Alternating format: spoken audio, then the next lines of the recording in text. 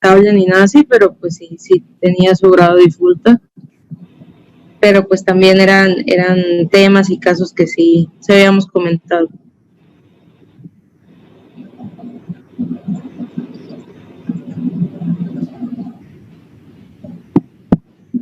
Muy bien, entonces esta es la gráfica de las puntuaciones. El más sacó puntuación fueron 32 y el que menos sacó puntuación fueron 17. Eran 40 reactivos, todos los reactivos valían lo mismo, un punto por pregunta. Entonces la calificación pues es en base a 100 del examen, a 40 reactivos era el 100% y de ahí bajando hacia el que menos tiene reactivos. Entonces el examen pues va a el 100% lo vamos a considerar a partir de quien sacó más, que fue 32. Aquí vemos las preguntas en las que, bueno, algunas respuestas correctas y las incorrectas, de las que más se equivocaron. Y hubo algunas preguntas que nadie contestó correctamente, hubo una, de hecho una sola pregunta, que nadie la contestó correctamente, pero esta es la puntuación de ustedes.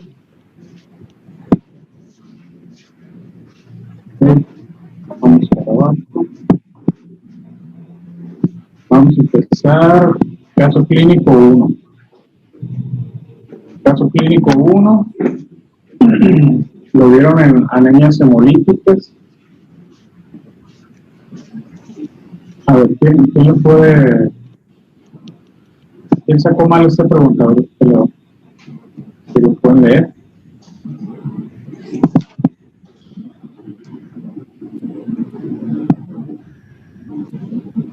Bueno, alguien que lo quiera leer, que tenga dudas sobre esta pregunta.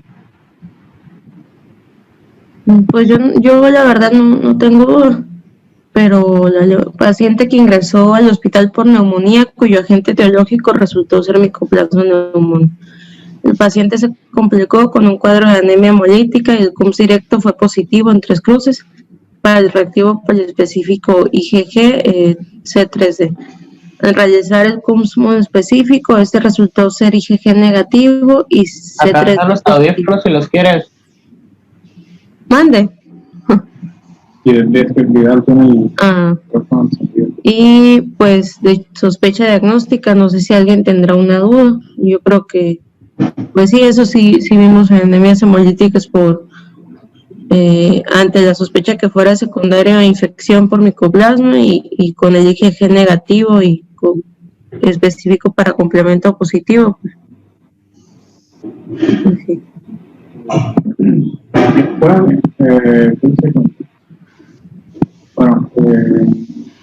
aquí la enfermedad por crioaglutininas es la anemia hemolítica por anticuerpos fríos.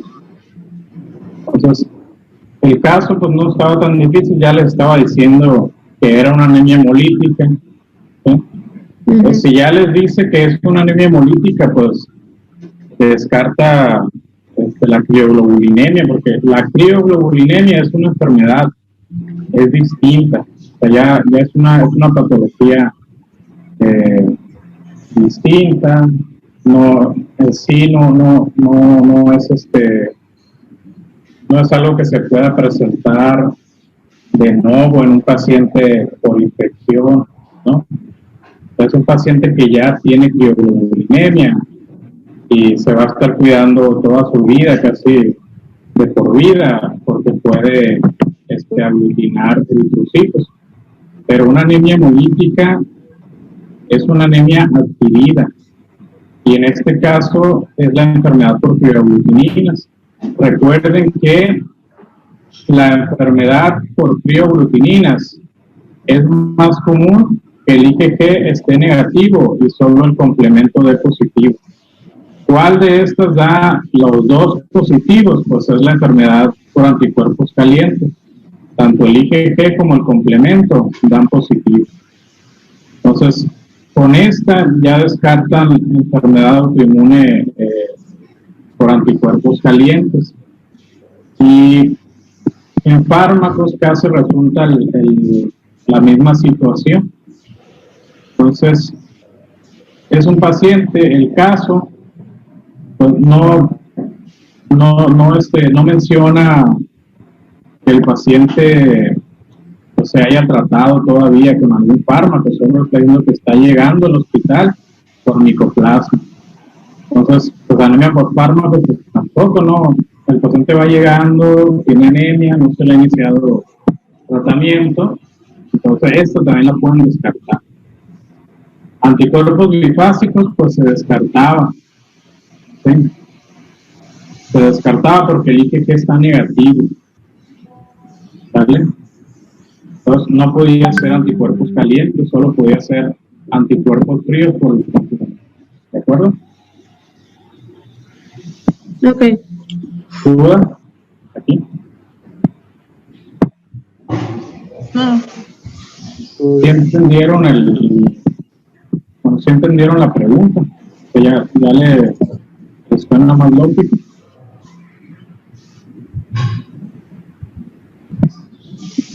Sí. Sí, ¿Todo bien? sí, ya entendí. Segunda, hombre de 67 años con un linfoma no Hodgkin bajo tratamiento actual con R-CHOP, quien ingresa por un cuadro súbito de síndrome anémico, Angor pectoris, fenómeno de Raynaud. A la exploración se encontró con taquicardia, acrocianosis, linfadenopatía y esplenomegalia de 3 centímetros debajo del borde costal. No se encontró hemorragia. Tiene estos laboratorios, hemoglobina 3,4, el ACVGM aumentado, leucocitos de 11,5, plaquetas bien, reticulocitos tiene reticulocitosis y la DHL está en 1500. Tiene un grupo sanguíneo positivo sin antecedentes transfusionales. El CUMS poliespecífico está positivo, igual IgG negativo y complemento también. Entonces, el diagnóstico es el mismo.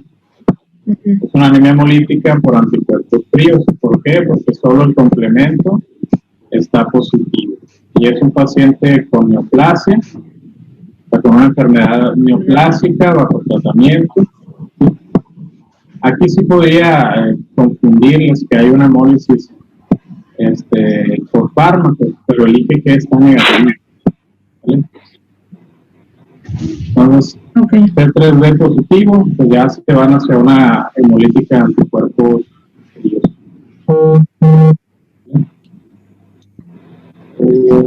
¿Más? ¿No hay duda? No.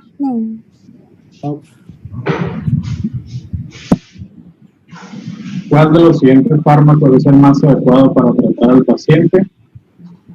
A este paciente, pues, esteroides no sirven en anemias hemolíticas por anticuerpos fríos. Por lo tanto, ni la dexametasona ni la prednisona van a hacer efecto. Y clorambucil y ciclofosfamida, pues, ¿para qué? O sea, ya está bajo tratamiento el paciente. Se supone que debiera controlarse los fenómenos hemolíticos, pero cuando hay, que son por anticuerpos fríos, el tratamiento con rituximab es el estándar de tratamiento. En algunas ocasiones, pues si la hemólisis no es intensa, pues lo apartas del frío, le dices que se tiene que proteger, etcétera, etcétera, ¿no? ¿De acuerdo? ¿Tienen alguna duda? Ok. Muy bien. Muy bien. Entonces, las recomendaciones terapéuticas incluyen es una anemia por anticuerpos fríos, bolos de dexametasona, ya comentamos que los esteroides no funcionan, por lo tanto metilprednisolona tampoco va a funcionar. Estimulantes de la eritropoiesis, pues no, lo único que van a hacer es aumentar la producción de reticulocitos, que estos pacientes ya la tienen aumentada, ¿vale? Entonces, no sería efectivo darle eritropoyetina. Transfundir unidades de concentrado eritrocitario O negativo hasta lograr un nivel de más de 8. Pues recuerden que no, las transfusiones solo se van a realizar hasta mitigar el síndrome anémico o mitigar la sintomatología. Por eso esta no era la respuesta era transfundir lo suficiente para abatir la sintomatología del paciente. Y eso lo hablamos muchas veces en la clase de transfusión. Comentamos que no había una cifra específica para transfundir a un paciente, que lo más recomendado era transfundirle solo hasta que terminara, hasta que se sintiera mejor, o sea, abatir el síndrome anémico. Y eso pues no creo que tenga alguna duda. El tipo de linfoma más frecuente que pudiera ser el diagnóstico del paciente, pues por frecuencia, el más frecuente de los linfomas es el linfoma difuso de células grandes B. ¿Sí? En muchas situaciones, este es el diagnóstico más frecuente. Si hay un linfoma de intestino, puede ser difuso. Si hay un linfoma gástrico, puede ser difuso. Si hay un linfoma ganglionar, lo más probable es que sea difuso. El sistema nervioso central, lo más probable es que sea difuso. Entonces, por probabilidad, pues ya sabían que podía ser un linfoma difuso.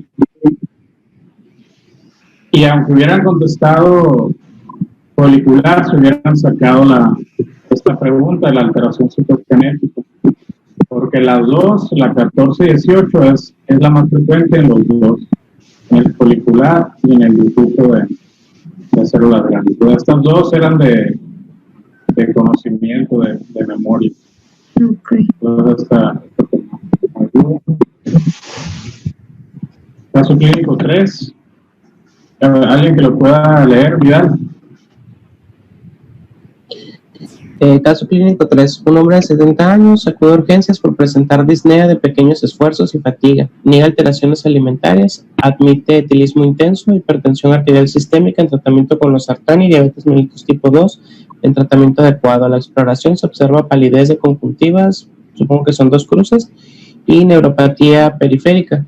Por laboratorio se detectan leucocitos de 4.500, hemoglobina de 5 gramos, volumen corpuscular medio de 116 femtolitros, reticulocitos corregidos en 1.2, plaquetas en 30.000. En el frotis de sangre periférica se observan anisocitosis o poiquilocitosis con macrocitos, ovalocitos, células en lágrima, un esquistocito, algunos polimorfonucleares hiperpolisegmentados, creatinina en 1.5, urea en 40. ¿Cuál es el diagnóstico más probable? Tú mismo, René, ¿por qué deficiencia de B12?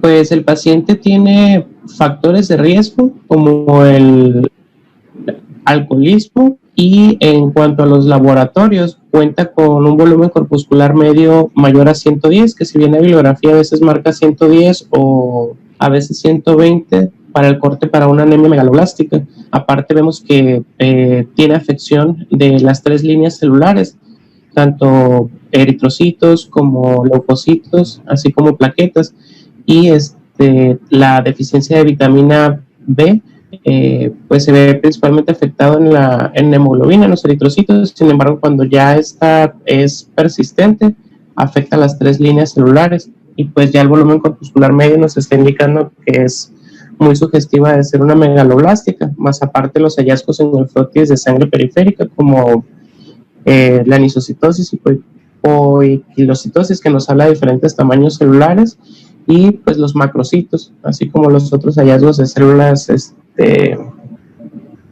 anormales. Muy bien. Sí, exactamente, todo es correcto. Este es un caso casi típico de una deficiencia de B12. Todo está muy típico. Lo más típico son los macrovalocitos y los hiperpolisegmentados en el frotis. Eso es muy característico de una anemia por deficiencia de B12, pues tiene todo, la edad más de 60, el alcoholismo, como dice obesidad. El BCN arriba de 110 también es muy sugestivo de una anemia megaloblástica. Los reticulocitos corregidos están menos de 2, están bajos, o menos de 1.5. Y el protein, pues característico. Lo más probable, pues era una deficiencia de B2, ¿vale? Deficiencia de folatos. ¿Por qué no sería deficiencia de folatos?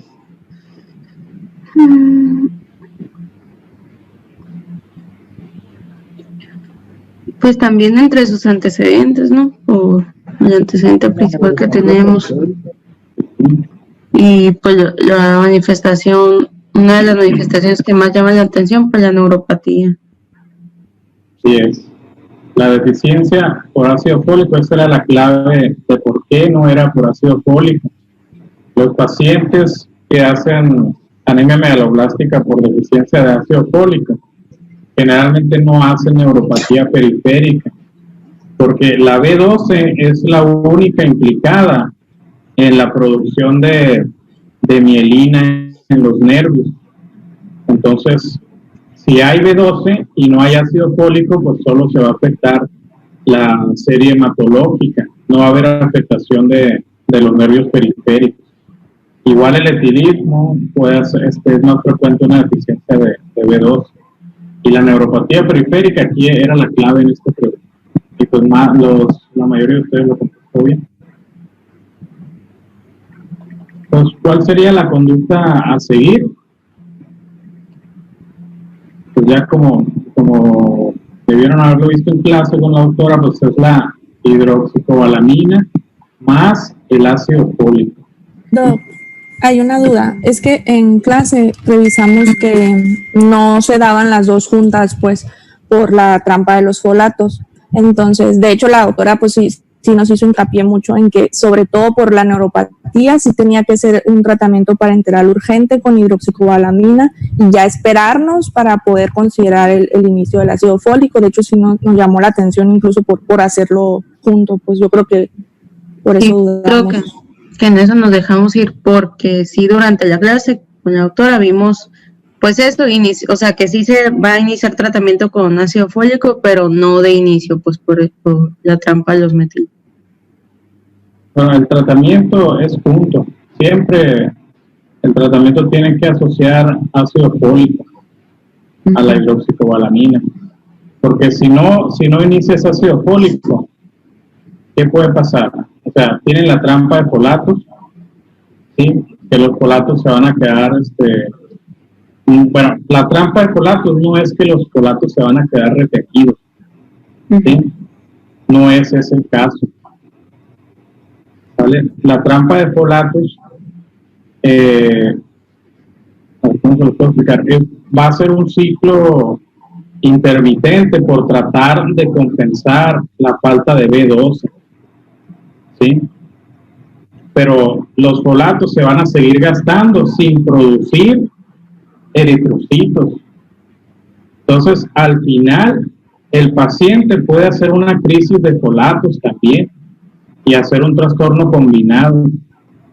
Por eso, el tratamiento es conjunto.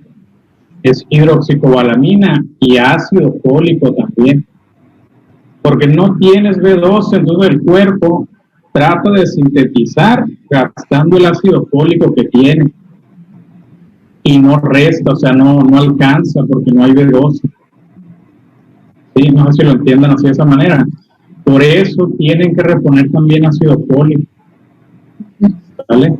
Sí, yo creo que sí, o sea, sí, no estamos de acuerdo en eso, todos de que sí se van a dar los dos medicamentos, nada más lo de el inicio, pues, ¿no? De cuando si iniciaríamos primero la pura hidroxo y ya después se asocia el ácido fólico, porque eso sí fue algo que habíamos comentado, pues en clase. Yo creo que ahí fue donde nos confundimos. El tratamiento es conjunto, o sea, no van a dar solamente hidroxicobalamina los 7 días. ¿Vale? Ahí se refería a esa pregunta, que el tratamiento es conjunto, es hidroxicobalamina con ácido fólico. ¿Vale? Doc, yo tenía una duda, pues cada quien tiene diferente interpretación y pues yo creo que todos estamos en la misma página y pues es un paciente que nos grita pues una deficiencia vitamínica. Pues yo creo que todos le daríamos el manejo con B12 y pues también con ácido fólico pues posterior a la reposición pues de la B12 por lo que ya mencionamos, ¿no? En ocasiones pues sí hay veces en la que pues, la literatura mencionaba que se podría exacerbar un cuadro de degeneración combinada subaguda al no realizar la reposición primero con la B12, que era lo que nos hizo hincapié la doctora que ya mencionó Vianey, pero pues trae 5 de hemoglobina y trae síndrome anémico, entonces pues sí es una anemia severa, yo sí le pondría un paquete. Pero dicen también que le vas a poner una féresis plaquetaria sobre 30,000. Definitivamente no, pero un paquetito sí le pondría. Esa era la trampita ahí o sea, le vas a poner el paquete, pero también le vas a poner la féresis plaquetaria. Estoy de acuerdo contigo, la indicación primaria sería un paquete y luego iniciar el tratamiento con hidroxicobalamina y ácido fólico. Se inician juntos. Lo que les trató de decir la doctora es que nunca inicien ácido fólico solo. ¿Sí? Nunca, jamás en una anemia megaloblástica inician solo ácido fólico por la trampa de folatos. Lo único que van a hacer es generar, se me fue la enzima de esto, ahorita les digo. Pero nunca se debe iniciar solo el ácido fólico. Siempre tienen que acompañarlo con hidroxicobalamina. ¿Está bien? Por lo mismo que sucede en la trampa de folato. No tiene hidroxicobalamina. ¿Vale? Pero sí estoy de acuerdo, Sanes, lo primero es transfundir un paquete, pero no una féresis plaquetaria. Igual traía que esa pregunta, pues, pero es cuestión de interpretación, ¿no? No me voy a clavar mucho tampoco con esto. Bueno, aquí decía que transfundía a los dos, ¿no? Por eso les dije, revisen bien las cifras que tiene el paciente. ¿Sí? Revisen las cifras, lo vimos y les dije la respuesta está en la clase transfusional que dio Insunza. ¿Vale? Entonces 30,000 era casi la cifra hemostática para cualquier paciente. Arriba de 30,000 generalmente un paciente no debe estar sangrando, salvo que tenga alguna situación extra, gastritis erosiva o alguna úlcera gástrica, qué sé yo. Y aparte el paciente no tenía sangrado, ¿para qué le iban a pasar una plaqueta? Okay. Muy bien. Caso clínico 4, a ver tú, Sanes. Paciente masculino de 40 años con pancreatopenia de hace 2 semanas, retis de 0.1% corregidos, pruebas de función hepática renal normales, DHL de 150, una hemoglobina de 6.7 con volumen corporal.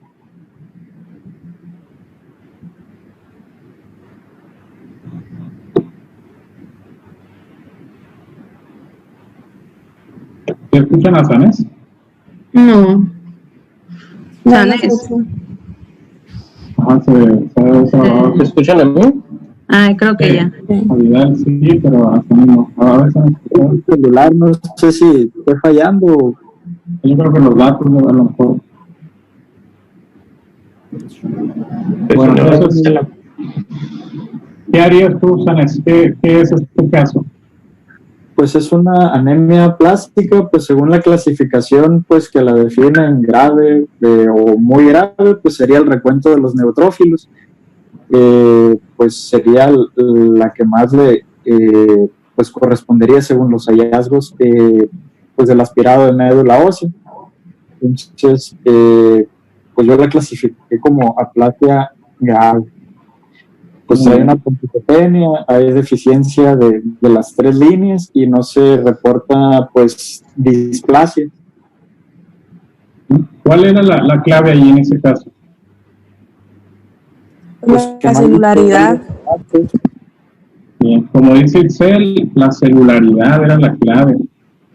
Debajo de 30% o 25%, ya están hablando de un paciente con celularidad baja. Un paciente de 40 años, ¿cuánta celularidad debe tener? ¿Se acuerdan en la clase de anemia plástica? 60. 60%. Son 100% menos la edad que tenga el paciente. Entonces, 60% es la celularidad normal que debe tener un paciente. Hicimos el cálculo con ustedes, que dijimos cuánto deberían tener ustedes de celularidad. En este caso, era una anemia plástica. ¿Vale? 1% de blastos, pues 1% de blastos lo puede tener cualquiera. Y no necesariamente es patológico. ¿Vale? Esos blastos puede que en un tiempo desaparezcan, eran blastos normales y ya pasó. Entonces, 1% de blastos no es patológico. Muy bien. El diagnóstico más probable era una anemia plástica grave. ¿Por qué? Porque tiene más de 200 neutrófilos. Esta era la diferencia que lo hacía en muy grave si tuviera menos de 200. Síndrome mieloplásmico, pues no había displasia. Leucemia mieloide, pues no había más del 20% de blastos, todas estas no eran respuestas. Es una alteración que es propia y definitoria del síndrome mieloplásico. Hablamos de las alteraciones definitorias y lesión de 5 puntos.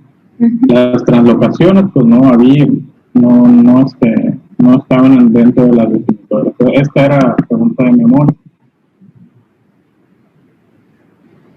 ¿Cuál sería la medida terapéutica inicial más urgente en este paciente?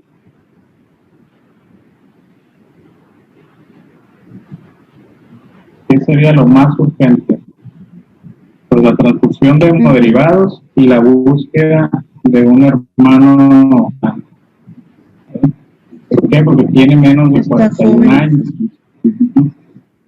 Cuando tiene menos de 41 años, lo comentábamos, el trasplante es lo primero que hay que buscar en un paciente con anemia plástica. Cuando tiene más de 40, pues ya te vas, más de 41, te vas a ciclosporina y GAT. Quimioterapia, pues no es leucemia, no es leucemia linfoide. Hidroxicobalamina tampoco, pues no le faltan vitaminas.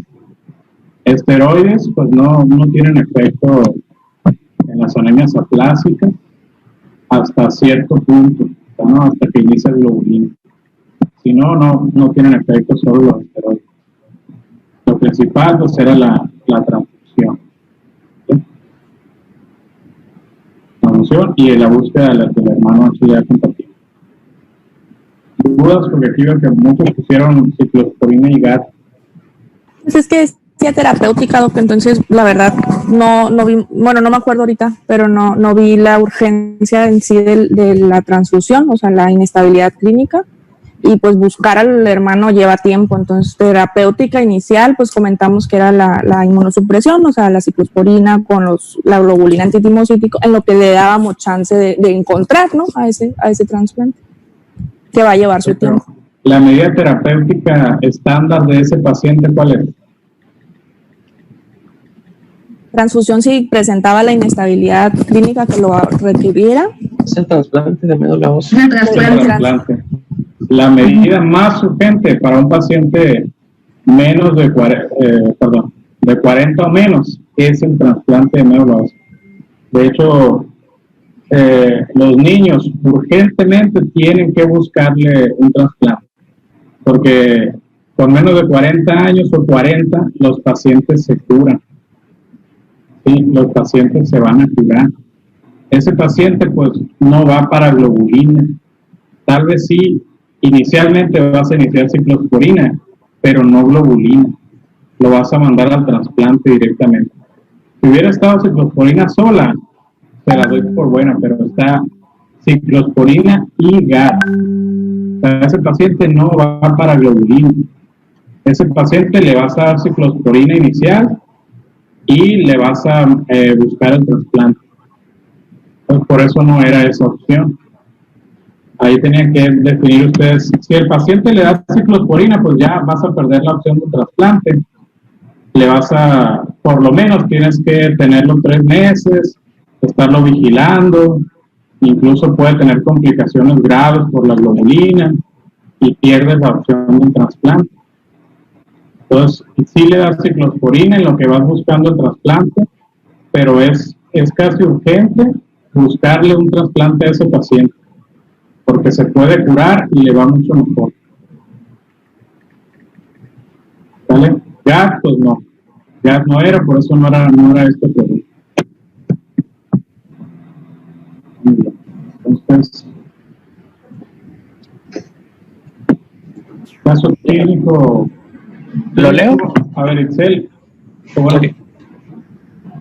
El caso clínico número 5 es un paciente de 68 años con hallazgo prequirúrgico de linfocitosis de 18.000. Se realizó YDRUX previamente. Tiene una hemoglobina de 10.2 con una BCM de 75, HCM de 25, RDW de 18, plaquetas de 600.000, leucos de 25.000, neutrófilos de 6.000, DHL de 190, normal 180. Los tiempos están normales, se refiere a asintomático. Tuvo un cuadro gripal hace 2 días. A la exploración física con vaso a 2 centímetros por debajo del borde costal, se canceló la cirugía y se envía a medicina interna para protocolo de estudio. ¿Qué criterio de referencia le serviría para enviar al paciente a estudio de hematología? Pues la linfocitosis ya crónica de tiempos mayor a 3 meses. Muy bien, y eso lo contamos en la clase. 15 salieron bien, ¿no? De eso pues no queda duda, es la linfocitosis mayor de 3 meses. Bien. Entonces, ¿cuál sería el diagnóstico hematológico que debe descartarse? Por frecuencia, linfocitosis, ¿vale? Más de 18 años, tiene hipermegalia, tiene 68 años el paciente, es una bisitopenia, bueno, se puede catalogar como que están alteradas dos líneas celulares, tanto anemia como los leucocitos. ¿Sí? Tiene un vaso de 2 centímetros, tuvo un cuadro gripal. ¿Qué diagnóstico? Está sintomático, ¿no? Aparte está sintomático, exactamente, un paciente que llega casi caminando y aquí tiene un antecedente que se le realizó una YDRUX, espero lo hayan buscado en internet cuando estuvieron haciendo el examen. Y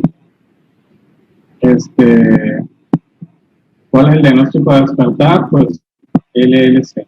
Aquí me puede decir que es una YDRUX y por qué lo necesitaban tanto para hacer este diagnóstico.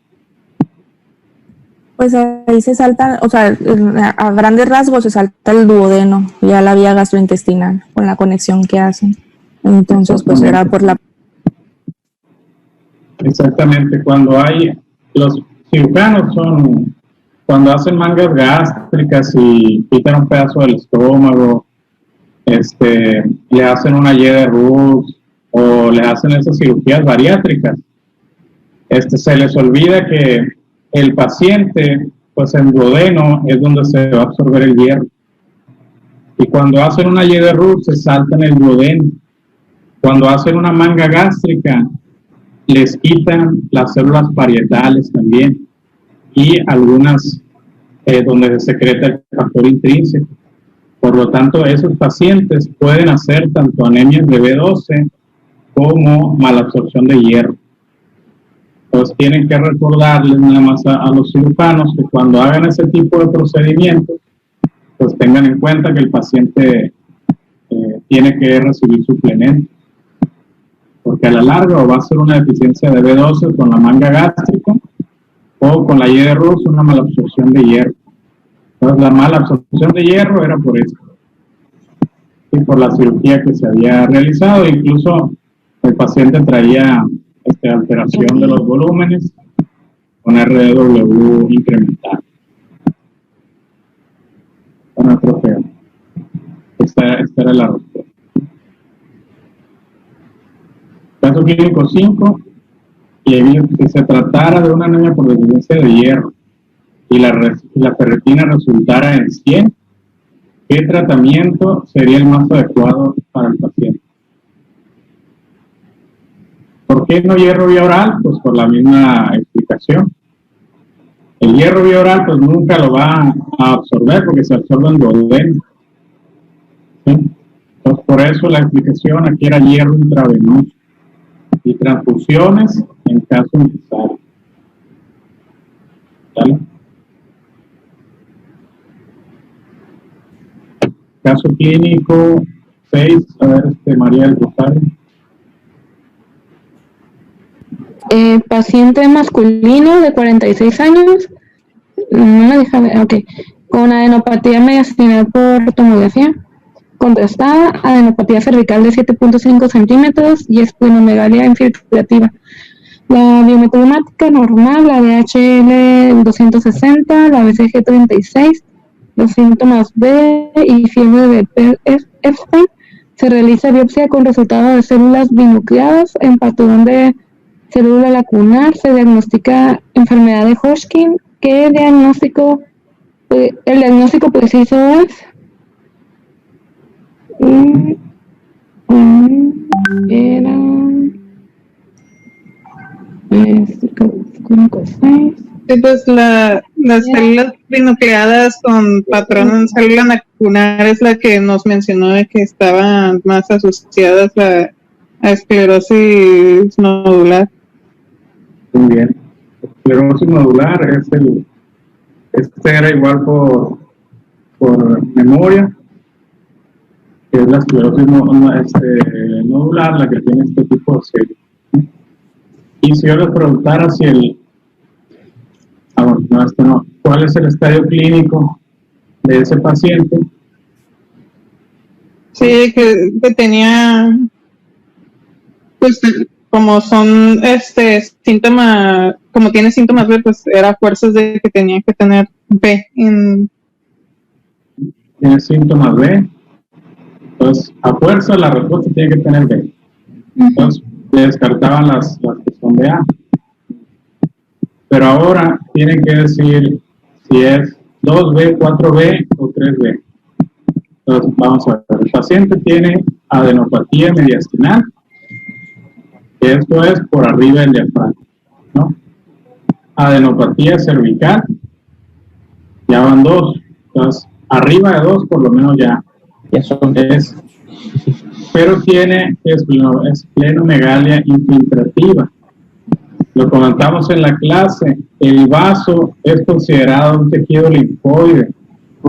Entonces, si el vaso está afectado es por debajo del diafragma. Si hay infiltración del vaso por infiltración, o sea, no porque esté reactivo, que haya alguna situación así, hay que demostrar que esté infiltrado el vaso para pues, documentar que se trata de infiltración por debajo del diafragma. Entonces, si hay esplenomegalia, y todavía les puse aquí infiltrativa, tenemos adenomegalias por arriba y por debajo del diafragma, eso ya lo convierte en un 3.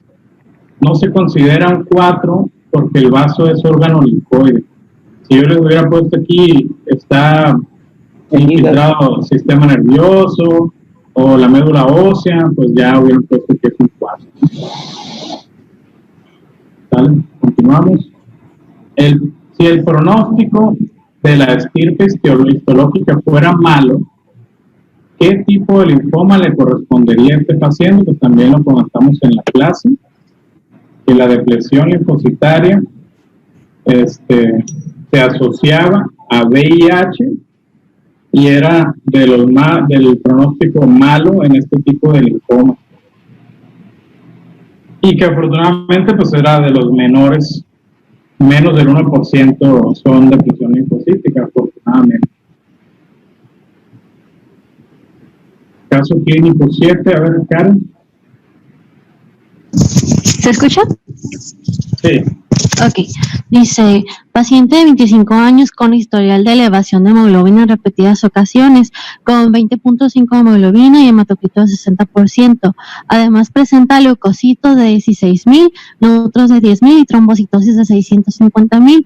Niega historial tabáquico de enfermedades crónico-degenerativas. Ultrasonido con vaso de 13 centímetros. No se palpa por debajo del borde costal. Se envía a hematología para su estudio. ¿Qué estudio solicitarías por frecuencia? Pues el JAK2 por sospecha de que tenga una policitemia vera. ¿Cuál sería la respuesta? El JAK2. El JAK2. Muy bien.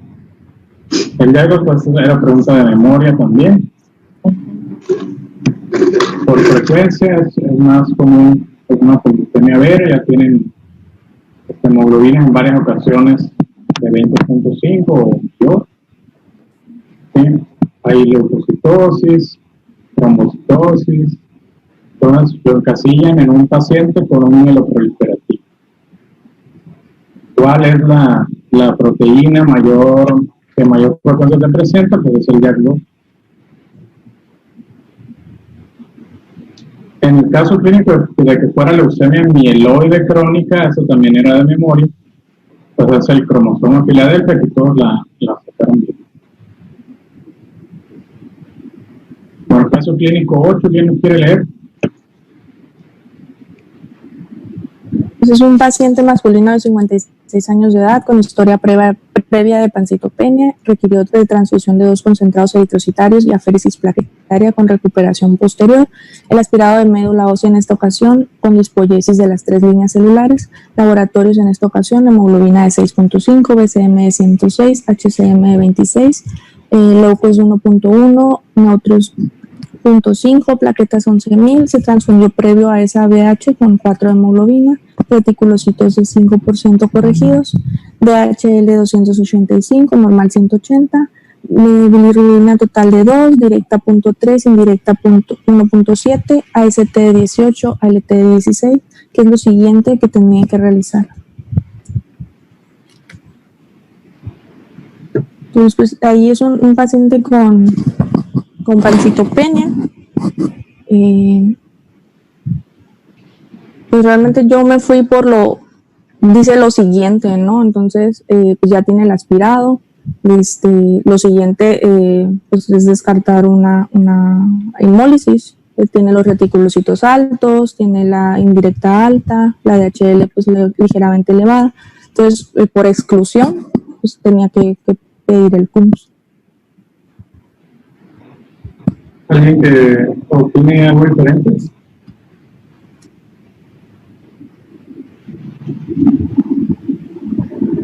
¿Quién puso realizar un nuevo aspirado de médula ósea para despertar leucemia?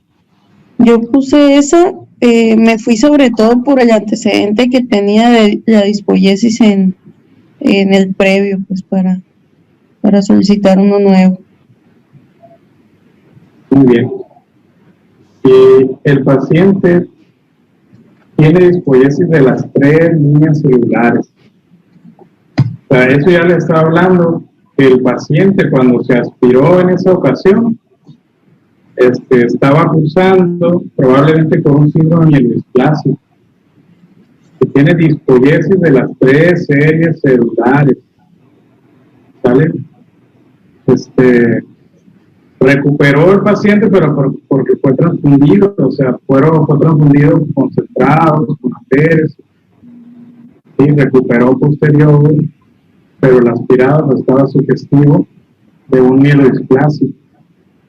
Entonces, es muy común pues que esos pacientes se pierden, ya recuperan y los dan de alta de urgencia y no se protocolizan. Y vuelven esos pacientes con citopenias más profundas, como en esta ocasión, es una pancitopenia, ven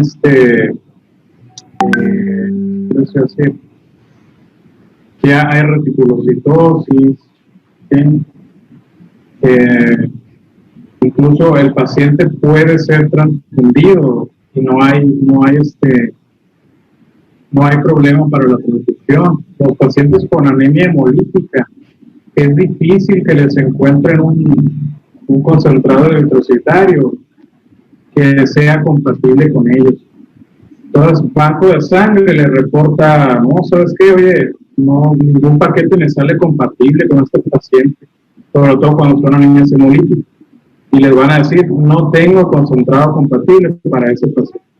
Lo que tienen que hacer en los pacientes con hemolítica que dan incompatible es transfundirlos por fenotipo.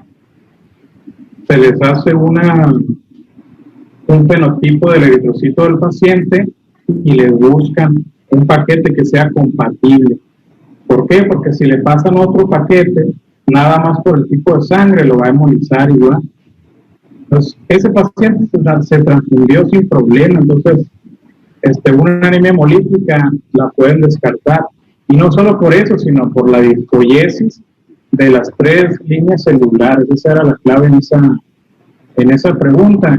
Este era un paciente con síndrome mieloesplásico que probablemente evolucionó a una leucemia aguda, una leucemia mieloide. Entonces, era la respuesta. ¿Vale? Iniciar, globulina, pues no es PPI, calcio, porque también era una múltiple.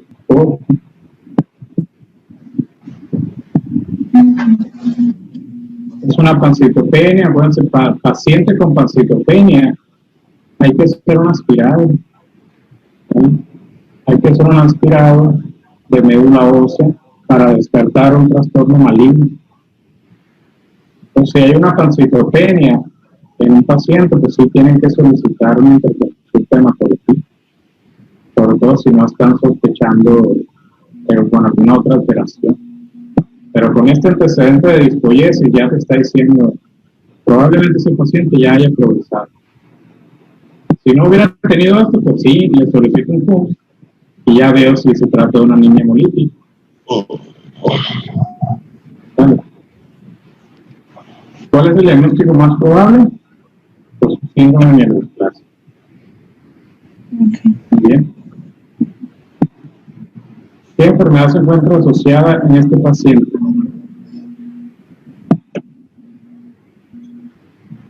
¿Quién la contestó bien esta? Yo. A ver, ¿por qué? ¿Por qué hemoglobinuria? Pues son los overlaps, puede tener antecedente por la pancitopenia, pues tanto de anemia plástica, hemoglobinuria paroxística nocturna, pues incluso pues una leucemia linfocítica granular grande, ¿no? Que son los trastornos asociados. La verdad tiene pocos datos de una hemoglobinuria paroxística nocturna, no están los datos típicos, pero puede ocurrir que pues se encuentre una hemoglobinuria paroxística nocturna subclínica pues asociada a la misma mielodisplasia. Entonces, la verdad, fue lo único que me encajó. Pero la verdad se me hace muy, muy raro. No, es correcto. El paciente tiene datos de análisis Ligeros. Bilirrubina indirecta, 1.7. THL, 285, cuando le puse el normal aquí. Normal, 180. Reticulocito arriba de 2. Tiene 5% de reticulocito. Eso es lo que llamaba la atención, pues como para el hemólisis, aunque sí esperaría encontrar una DHL pues entre 1500 y 3000, si hay hemólisis así pues machín, igual no tiene mucho que hemolizar por la anemia, ya que tiene, ¿no? Pero pues sí era ligeramente sugestiva, pues. De hecho, es muy sugestivo porque los pacientes con displasia, por lo que comentas del overlap, asocian HPN, incluso las anemias aplásicas pueden asociar HPN, hemoglobinuria paroxística nocturna. Y la HPN es la enfermedad de las 3 mentiras. Ni hace hemoglobinuria, ni es frecuente que haga hemoglobinuria, ni es paroxística y ni es nocturna. Entonces, la presentación es una anemia hemolítica en un paciente, sobre todo puede ser mieloesplásico o con anemia plástica, incluso puede ser primario, que se manifiesta como una anemia hemolítica. Entonces, eso es lo más sugestivo de hemoglobinuria paroxística. ¿Qué enfermedad? Si ustedes atinaron aquí, pues, ¿qué enfermedad se asocia al síndrome mieloesplásico que está en ese paciente ahorita? Es la HPN.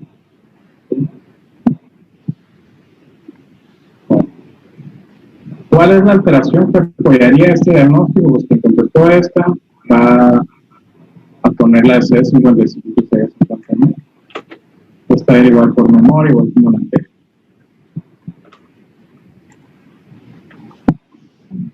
Femenino con embarazo de 38 semanas, llega al hospital por hipertensión arterial, anasarquia, los exámenes de ingreso con anemia, trombocitopenia, lesión renal aguda, creatinina de 1.6, elevación de transaminasas, DHL, el próximo de sangre particular con histocitos, un directo negativo, y se le hace cesárea.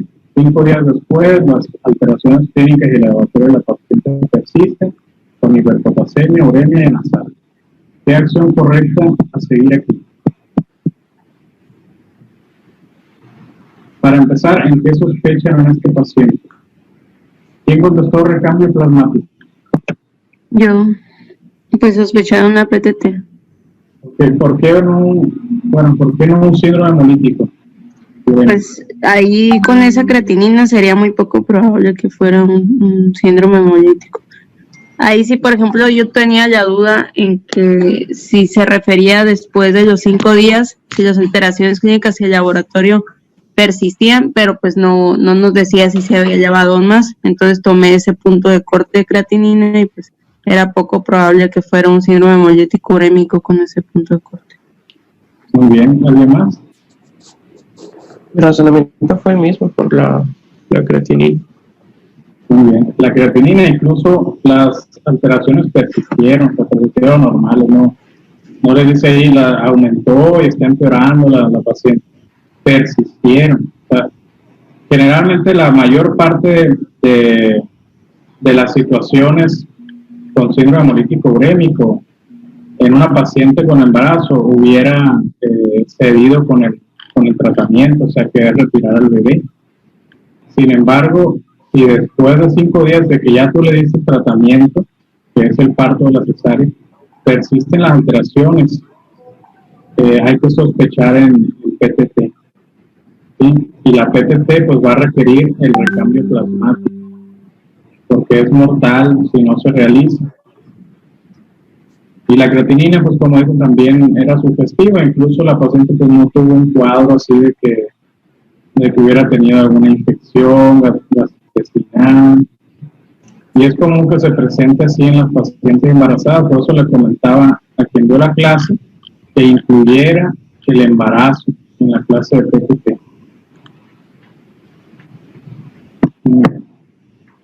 Entonces, y sesiones mundiales de urgencia, ¿por qué no? Porque no les dice hiperpotasemia refractaria, uremia refractaria, o anasarquia que no haya respondido al tratamiento. ¿Qué diagnóstico integraría en esta paciente? Ya lo comentamos anteriormente, púrpura trombocitopénica trombótica. De los siguientes, ¿qué te haría pensar en PTT? Ahí está Martín ahí.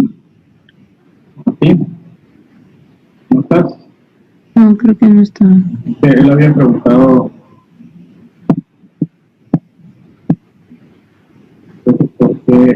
y que todos le podían dar este PTT. Aumento de la creatinina mayor de 2.2.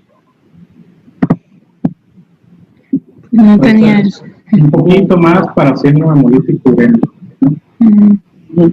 Fiebre y alteraciones neurológicas. Fiebre es inespecífica, entonces en cualquier situación le puede dar fiebre. Pulsos de esteroides, mejoramiento al pulso de esteroides. Pues no, porque el mejoramiento se da con el recambio plasmático, no con pulsos de esteroides. Que haya tenido muerte fetal.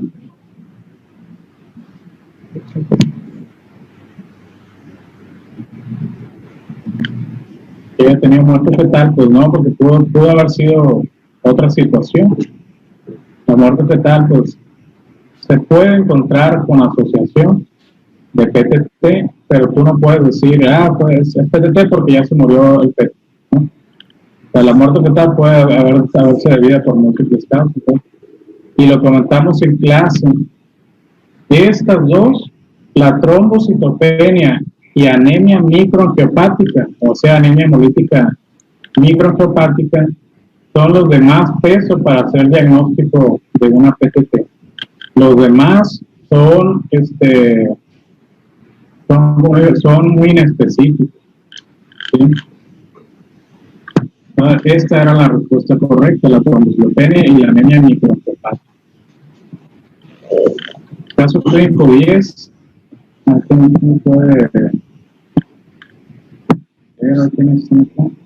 Un hombre de 69 años de edad, afroamericano, acude a consulta de reumatología por dolor y rigidez articular. A la exploración física se detectan adenopatías cervicales, axilares e inguinales, además de lograrse palpar el borde esplénico a la inspiración. Por laboratorio se detecta leucocitosis de 98.000, hemoglobina de 8.3, neutrófilos de 7.200, linfocitos de 91.000. El frotis de sangre periférica con predominio de linfocitos de aspecto maduro con escaso citoplasma y cromatina condensada. 2 células en canasta, BCG-54, aspirado medular con infiltrado linfocitario de aspecto maduro. ¿Cuál es el diagnóstico presuntivo? Es la leucemia linfocítica crónica. Ahí no había duda. Yo puse para que se confundieran. ¿Quién se confundió aquí? Esto pues no es una entidad. No es una entidad patológica, es una descripción. ¿No? Si es un linfoma de linfocitos maduros, no existe como entidad. Lo tienes que encasillar en LLC, folicular, manto. Manto leucemizado. Estadio 4, también se puede uno por aquí. Ya habíamos platicado en la clase de vida, pues las células en canasta, que eran casi patognomónicas de LLC, incluso el cuadro clínico, linfocitosis, muy predominante, hombre más de 60 años, de la tercera edad, tiene viscopenia, tiene anemia, pero lo más importante es que las células en canasta necróticas. Con eso ya no importaba que viera casi todo el cuadro, todo con esta contestaban la respuesta. Y el inmunofenotipo típico, pues es era de memoria, es con el CD5. Entonces sería la conducta a seguir. Pues le explicas que es un paciente pues, que puede tratarse asintomático en la mayoría de las ocasiones y a lo mejor un tratamiento ambulatorio, incluso sin tratamiento podría estar bien si los síntomas, si el paciente no tiene síntomas. Entonces esto también lo conoció muy bien Vidal en su clase. Y el tratamiento de vigilancia. Para que no se sientan que no les hacías nada, pues que los estabas vigilando. Exactamente, o sea, ¿por qué lo ves y no? Vete al especialista por lo que pues, ¿no? Entonces, ustedes son el primer contacto que van a tener el paciente, entonces tienen que saber, o sea, no van a ser como los demás médicos de urgencias, que nada más son derivólogos. Ven al paciente y, no sé qué tienes, vete a reumatología, o vete a no sé, qué se lleva, a nefrología. No, ustedes tienen que explicarles qué puede ser, tranquilizarlo y que por eso los van a enviar. Entonces, ustedes son, hagan cuenta, no son médicos generales que los van a derivar, son médicos internistas, tienen que saber de todo, es su obligación. Todo tienen que saber. Y pues ya que le hayan explicado al paciente, pues ya lo envían y le dicen, ¿sabes qué? Yo creo que va a necesitar hematología, ¿por qué? Por esto.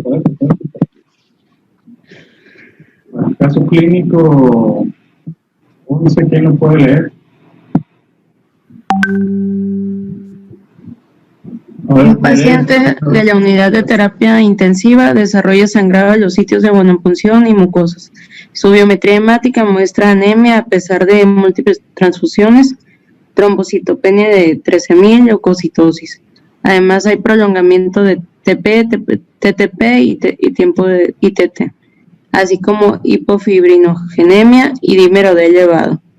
La vigilancia del manejo transfusional será con los siguientes parámetros. ¿Qué ocupas todo eso bien? Yo no. Ninguno de los presentes. Naranjas. A ver, Samuel, ¿por qué crees que productos de degradación de fibrinógeno y plaquetas? Pues es lo que más tenemos que poner en balance, ¿no? Pues el fibrinógeno, pues es el que nos va a ayudar en cuestión de la coagulación, porque pues son los que más se consumen dentro de una CID, el fibrinógeno y las plaquetas. Pero en realidad pues le solicitaría a los laboratorios pues completos, pero menos de 24 horas. Es menos de 24 horas. Si el paciente tiene una CID ya establecida, es menos de 24 horas lo que tienen que estar solicitando.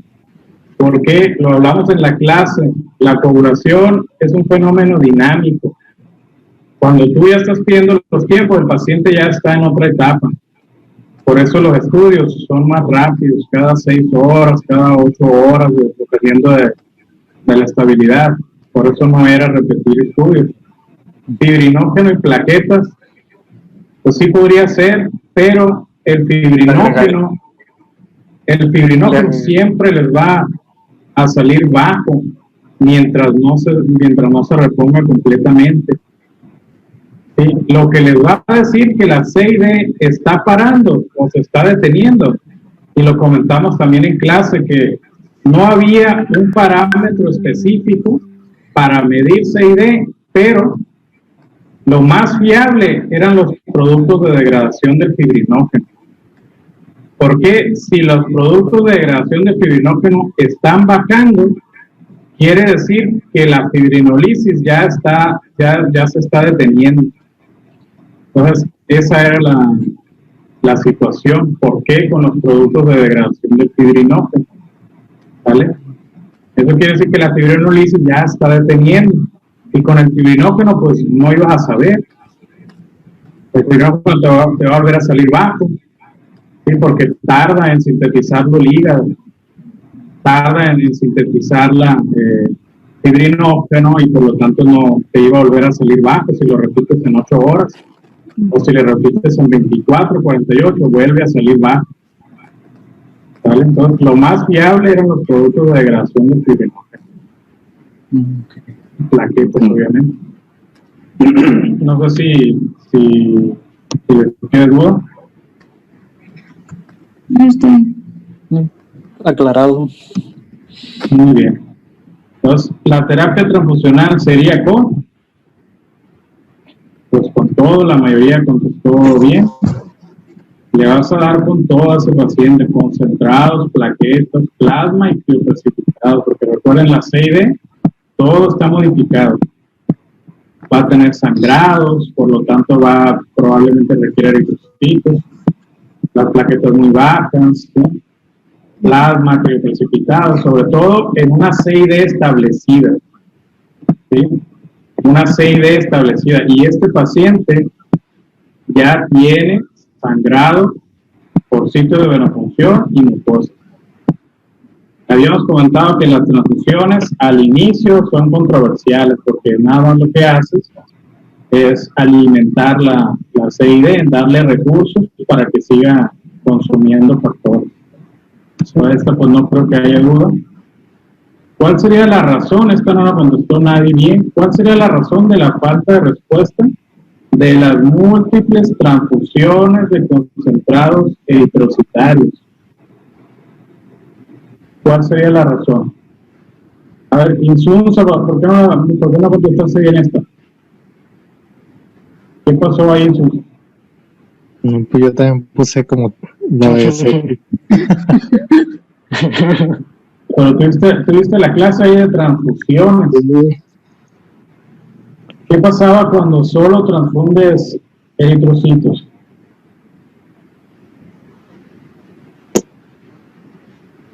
No me acuerdo. Tienes una CID, solo estás transfundiendo eritrocitos. ¿Crees que va a parar el sangrado en el paciente? No. Pues no. O sea, un paciente que solo le están transfundiendo eritrocitos tras eritrocitos, múltiples transfusiones de eritrocitos, los factores se diluyen. Los factores de la población se diluyen aún más. Entonces, ¿qué es lo más frecuente que debió haber pasado? Transfusión inadecuada. ¿Vale? Es lo más frecuente que sucede en las unidades de terapia o en los pisos, las transfusiones inadecuadas. Siempre alrededor de cuando llevan 3 o 4 paquetes, tienen que considerar transfundir plasmas y crioprecipitados también, sobre todo en un paciente con CID. O sea, tienen que considerar, en un paciente en general, alrededor de 4 paquetes, ya están considerando pasarle plasmas también, porque están diluyendo únicamente al paciente. Entonces, lo más común que sucede son transfusiones inadecuadas. ¿Sí? ¿Cuál sería el diagnóstico etiológico?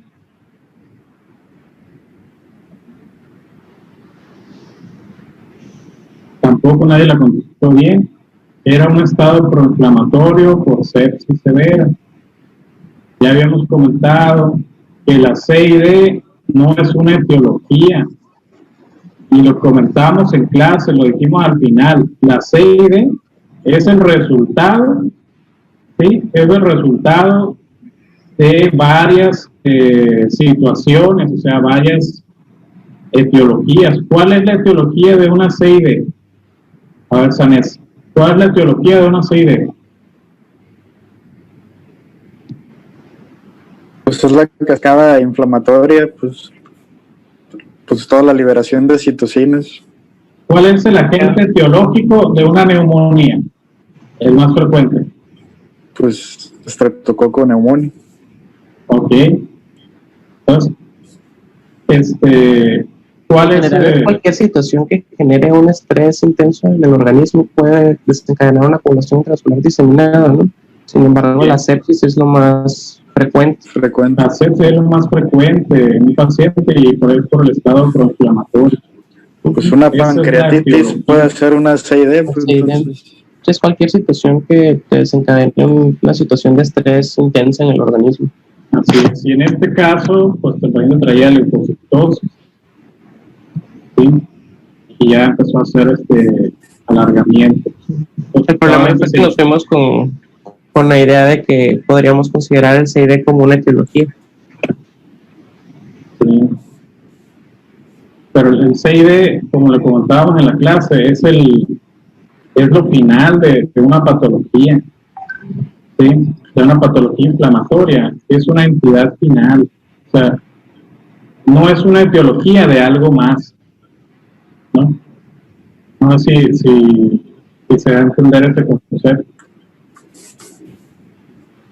Por ejemplo, la neumonía es una patología, ¿no? Entonces, la CID es una patología también, pero las patologías tienen su agente etiológico, ¿sí? Las patologías tienen una causa, y esto es, la verdad que estaba muy fácil la pregunta, ¿cuál es el agente etiológico? Yo le estaba preguntando, ¿cuál es la etiología de una neumonía, por ejemplo? Pues, ¿cuál? Streptococo pneumoniae, ¿no? Sí. Caso clínico 11, al mejorar condiciones, presenta un cuadro de tromboembolismo venoso. A ver, Vianney, ¿qué acción seguirías aquí?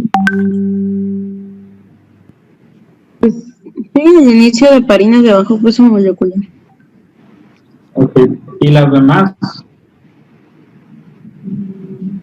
¿Por qué no las demás? Pues, por ejemplo, vimos que sí se puede el uso de heparina no fraccionada, pero no es lo más recomendado si tenemos disponible heparina de bajo peso molecular.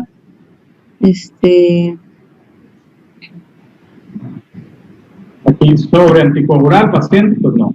Ajá. O sea, no, jamás lo hago sobre anticoagular. La aspirina. Antiagregarlo cuando ya tiene un fenómeno de trombosis, pues tampoco. Rivaroxaban, porque es de lo mejor que se ha estudiado últimamente. O la Vigatran. Pues eso, considerando lo agudo que tendría el paciente, pues sí estaría más indicado la heparina. Exacto, y heparinas no fraccionadas por lo mismo, por el riesgo de sangrado. Es un paciente que viene de una CID, o sea, un paciente que ya tuvo fenómeno de sangrado, por lo tanto las heparinas en un paciente tan agudo que después de sangrar de nuevo, pues no lo van a utilizar. Pudieran utilizarlo en un contexto de otro paciente.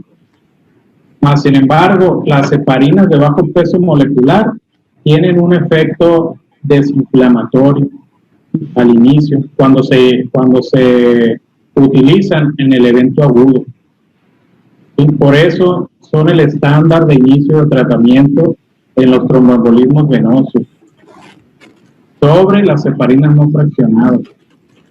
De hecho, ya las heparinas no fraccionadas tienen indicaciones muy específicas, ¿no? Prácticamente es nada más cuando vas a prever que vas a operar a algún paciente, sobre todo, por ejemplo, las embarazadas, que ocupas tenerlas anticoaguladas, les inicias la heparina para poderla suspender previo a la cesárea, o en caso de que preveas que te va a presentar una cesárea de urgencia, pues, y que puedes utilizar la protamina incluso para revertirla al 100%. Muy bien. Entonces, caso clínico 12. Vamos a ir más rápido porque ya tengo que entrar al hospital. Paciente femenina, 30 años, periodo posparto, acude por melena, equimos y miembros inferiores, lesiones petequiales en zona de presión, infiborragia, trae esta biometría. Aquí les dije ya, sospechan de PTI, ya no tenían que decir, es una PTT, es una PTI, sospechas ya de PTI, ¿qué tratamiento le vas a dar? Aquí, porque estaba sangrando, transfusión plaquetaria. Si no les hubiera dicho aquí, es una paciente que llega sin datos de sangrado, solo peteques y plaquetas bajas, sospecha de PTI, pues sí, inmunoglobulina y esteroides, ¿no? ¿Todos de acuerdo? ¿Sí? Incluso pues tiene que continuar el protocolo. El protocolo siempre se inicia, independientemente de lo que le vayas a dar al paciente, es iniciar el protocolo. Entonces, la paciente continuó con trombocitopenia y se encontraron en el protocolo el TTPA prolongado. ¿Sí? El protis, conglomerados plaquetarios y el conteo manual fue trombocitopenia leve. ¿Qué es lo que más les va a arrojar información? Pues son las correcciones y diluciones. Esto también ya lo habíamos comentado. Aquí van a descartar, ¿tiene inhibidor? ¿No tiene inhibidor? ¿Tiene deficiencia? Con las correcciones y diluciones. ¿Cuál es el diagnóstico presuntivo? Muy bien, todos contestaron esta enfermedad de von Willebrand.